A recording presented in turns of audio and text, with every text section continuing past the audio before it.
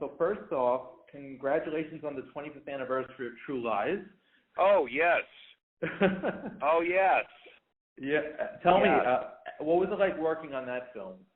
Well, it was a lot of fun. I think it's one of the few times I think everybody stayed friends, and so of course you don't know. I mean, I didn't know as big a deal as it was, but it was one of the first things I'd worked on. So I certainly didn't know. It was the most expensive movie ever made at the time. I had no idea what that meant. So I had, I just had a lot of fun working with people I really liked and admired, and got to be, myself. And I'm very grateful. Thank God I got to do that. And it was a lot of fun. I mean, it was a long shoot. It went through, a lot of different experiences. Man, I learned a lot because there was a lot going on. So yeah, it was great fun, and it was a game changer for me because I going through a divorce. We were shooting the movie, and I lost my TV job at the same time, and so it was a public situation where people said this guy will never work again, and James Cameron's like, oh, don't worry, when the movie comes out, it'll be fine. I was like, oh yeah, right, sure, and it was great. It was great, but it was also great fun and exciting, because we shot all these different locations and did all these amazing things with this amazing crew and these amazing, with planes and stuff and just horses and just crazy all around the country and just one thing after another and it was a lot of fun. Is there any talk of a sequel? I know you at the very end. You well, didn't want to be in the van. I always have talked about it, of course. Yeah. But I mean, I think the most fun is that I mean, Arnold and I stayed very good friends, and Jamie. I mean, we're all friends. And Cameron, we've all stayed in each other's lives, and when Arnold turned 70, he just turned 72, and we were at his birthday party, but his 70th, it was. Cameron made his speech. It wasn't a ton of people there. I mean, Sly was there, and he said, these are I don't hang out with a lot of people in the business, but these are the guys that I choose to be with. And it was very touching because, and Jim Cameron doesn't hang out with a lot of people in business. And it's shocking that I get hanging out with Arnold, but I mean, sort of. But it's been I think the sequel has just been living the life of the sequel. Maybe it's just Trump stuff because Arnold, he got it. First he was like, Tom, he had this Trump show. He's like, you got to focus on the gerrymandering and stop with the screaming. And then when Trump went to Helsinki, I turned on the internet. Arnold's got a crazy video where he's yelling at Trump, just like he didn't even put his hair product on. He's like, crazy, you're a wussy, Trump. He turned into me all of a sudden. So, I mean, I don't know. I think that True Lies 2 is us getting Trump to resign. So as soon as that happens, then maybe he could play the villain. Well, I think we know who the villain is. But Arnold would be a great villain. It was just 9/11, and there was a sequel written, and we were getting ready to shoot it, and then the real 9/11 happened, and the sequel it ended at the base of the Twin Towers with a submarine coming up on shore, and Jim Cameron just, that was pretty devastating for everyone to think, how do we make terrorism funny now? And so we shelved it, and rightly so, and you could do that. You can make terrorism funny now, but you can make anything funny now. But I just grateful the movie. My kids watched it. My kid is in kindergarten, and he really liked it because a lot of action. There's a bathroom scene with the bathroom toilet. Arnold sliding on the floor in the bathroom because he knows Arnold. He's like, what is he doing sliding on the floor in the bathroom? But there's a lot of silly action. Right. And his dad had shot at a lot, and he likes that, and it's but it does it holds up pretty well, and a lot of great people in it. So yeah. It's so great. And speaking of a great crew, a great cast, 3 Days with Dad. How did you get involved with this project? It's such a really interesting movie. Honestly, I got a note from my agent that about Larry Clark wanted to, and I thought, Larry Clark, that is, it said, well, it's a very independent film. I thought, Larry Clark from Kids. I honestly did. I thought, Larry Clark from Kids, the movie Kids, and I thought, well, that's interesting. And I'll do an independent with Larry Clark from Kids, and it turned out it wasn't Larry Clark from Kids. It was another Larry Clark. So I guess I'd bet, in my own home for a movie that I'd written before, and I was trying to remember. Anyway, I ended up on the set because I'm like, what the heck? There's a lot of good people. I go out there, and it is such an independent movie. I mean, it's so, and I go there, and there's your car is your dressing room. I'm not kidding. And I was crappy, and then I saw Brian Dennehy. It's about he got to play his son, and he's dying, and he didn't have a dressing room. He's sitting on a bucket, and he's like, let's go, everybody. And I love Brian Dennehy, and I'm like, yeah, if he's going to do this, then I'm going to suck it up. And then I play Larry's older brother, and I'm crabby. My dad had just died recently, and so I get it. And then these other guys show up, and they're so good. And again, most of them are from the sober community, and I'm like, well, this will count as 1,000 meetings for me. This is a nightmare, and being of service, and so but it really it was easy to, because Larry's directing, and it's so personal to him. I'm like, because it's about his dad dying, he keeps talking about it. I'm like, he's gonna have a freaking breakdown. I'm like, how is he gonna shoot this thing? But that works well for my character, and then the other actors were again so good, and then he let everybody shine. A lot of times, if you're directing, you're acting, and these guys come in, you want them to come in, so they, J.K. Simmons and these other actors who use their name, but you don't let them shine.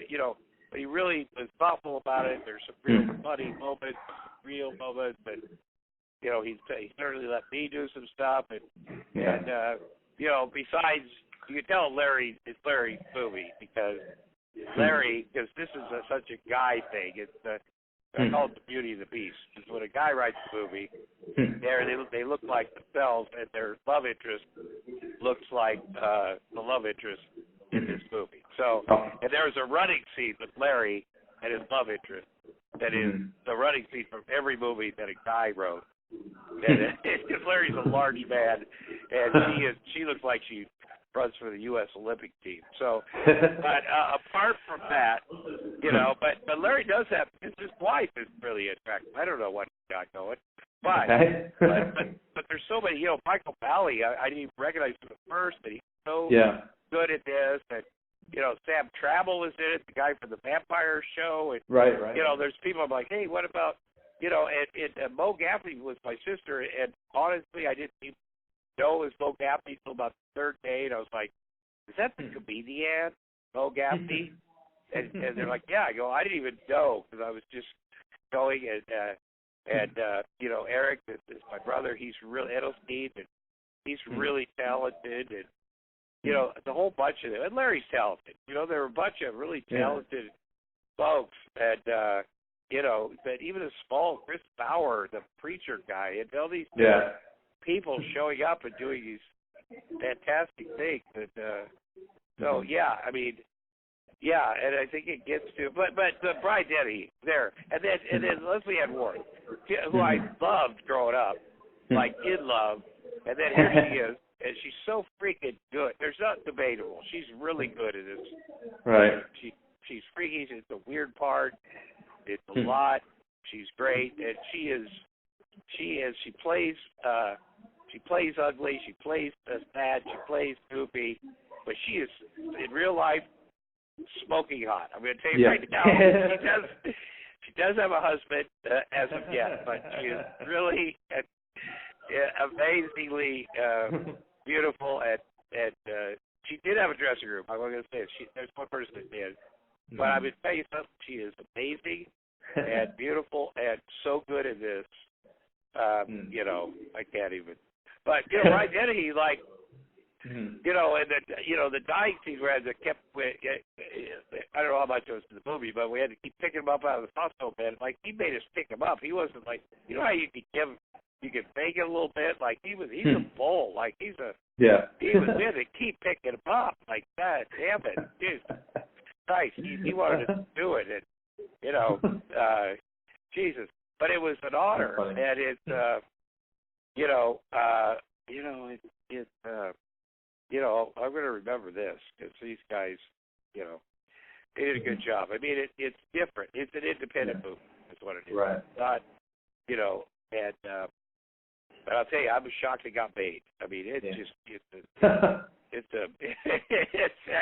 but Larry said, yeah, it's coming out. I go, what? It's coming out? Why? How? And he goes, no, it's a real movie. I go, what? And I'll be honest with you. He said, I want you to help promote it. You're so good at it. I go, am I? I go, okay. He goes, I'm sending you a link to watch it. I go, okay. And I never watched it. He goes, because I can't stand to watch myself. And then I went to the premiere, and I was like, oh, my God, I have to. Oh, no, I'm trapped.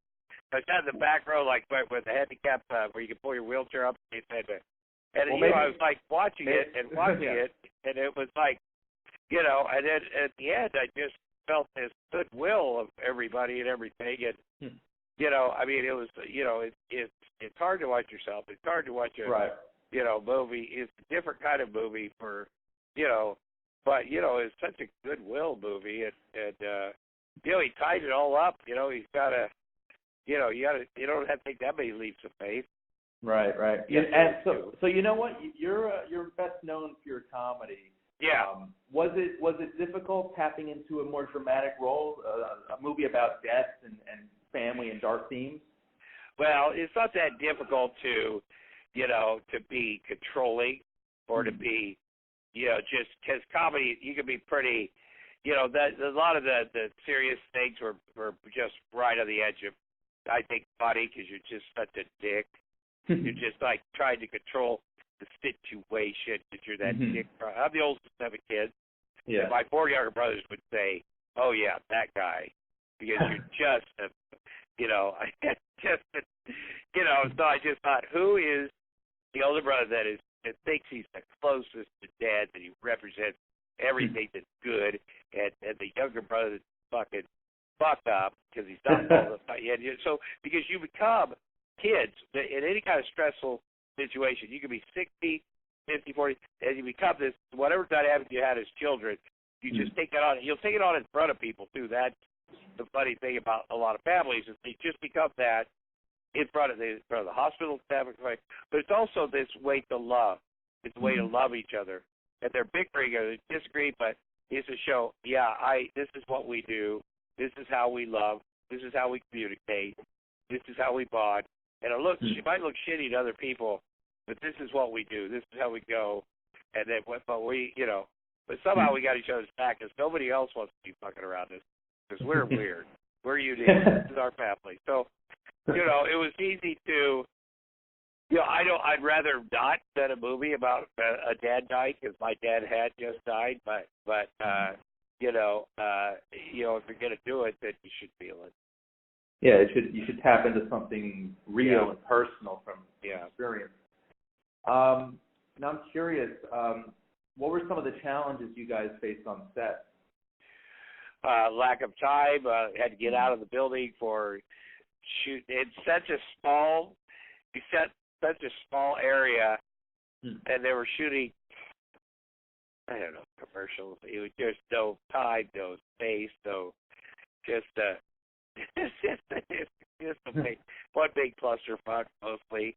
I have no idea how they got it together. I have no idea how they put it together. I have no, you know, we all went to sleep. We all snored at one time in that hospital thing. I did.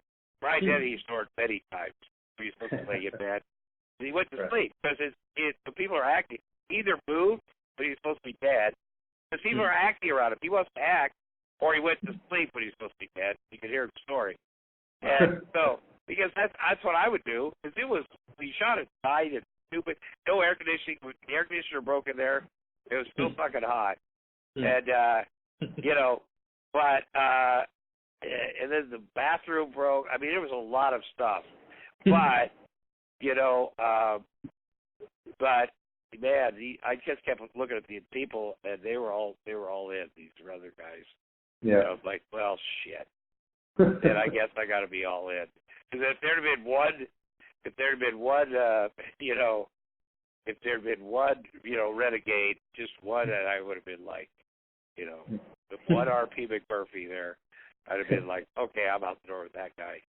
But no, everybody was just they're really good people. They really like working.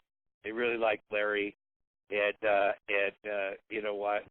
It was really good for me to do that. Especially that time of my life, a little over 2 years ago, getting a divorce, things are changing in my life, and so I leave my house where it's just full of my son at the time was going, hey Dad, Mom hates you. I go, I know, but it wasn't always this way, dude. And so my kids and I are having one life in the house, and my soon-to-be ex-wife was having this her own thing, which God bless her, but my kids are so funny, like, man, what the hell, Mom hates. I go, just relax on that. So I put up pictures in the house of Mom didn't hate me, I think, and just so she'd tear them down. But we're trying to live in the same house at one side and the other side. It was so just ridiculous. And but I go out to this place, which was just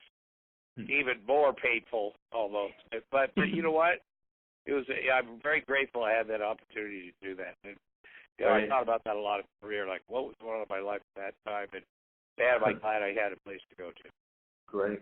So we have about a minute left. I wanted to actually ask you about something pretty random, but you had an appearance on an episode of the Larry Sanders Show, and I was curious, what was that experience like?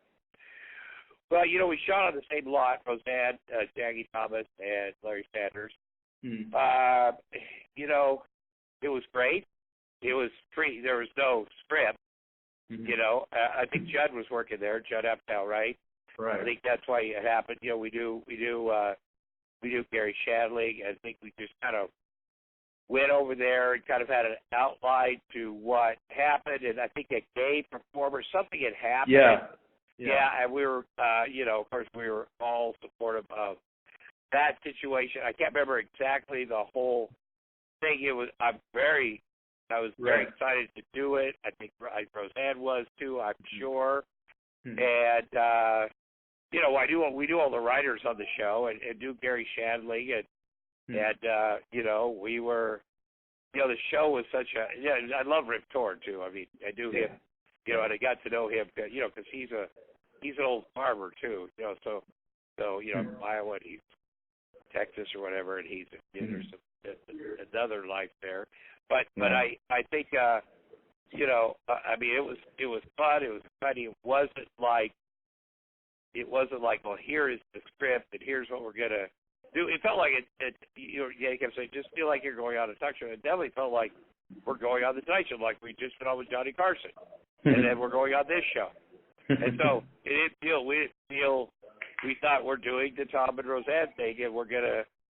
There wasn't any. Okay, we're gonna do some more takes. We're gonna do whatever. But Gary Shandling is a weird guy, just like every other talk show host is a weird guy. So, right. But in the best possible way, I mean that. Right. They're the hardest job in the world, and they're weird, but they're great. So, it was fun. I can tell. I will say this about Gary Shandling. There's no way on earth that he would want to hang out with Roseanne and Tom. I will say that. It was.